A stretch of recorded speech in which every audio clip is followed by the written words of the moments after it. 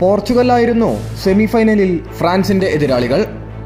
മത്സരത്തിന്റെ 31-ാം മിനിറ്റിൽ ഹെൻറിയെ ഫൗൾ ചെയ്തതിന് ലഭിച്ച പെനാൽറ്റി ഗോളാക്കി മാറ്റി സിദാൻ ഫ്രാൻസിനെ ഫൈനലിലെത്തിച്ചു. കലാശപ്പോരാട്ടത്തിൽ ഫ്രാൻസിനോട് നേർക്കുനേർ പോരടിക്കാൻ ഇറ്റലിയായിരുന്നു എതിരാളികൾ. ഫൈനലിൽ ഇറ്റലിക്കെതിരെ സിദാൻ ഫ്രാൻസിനെ മുന്നിലെത്തിച്ചു. മാർക്കോ മറ്റെറാസി ഇറ്റലിക്ക് വേണ്ടി സമനില നേടുകയും മത്സരം അതിന്റെ അധിക സമയത്തിലേക്ക് കടക്കുകയും ചെയ്തു.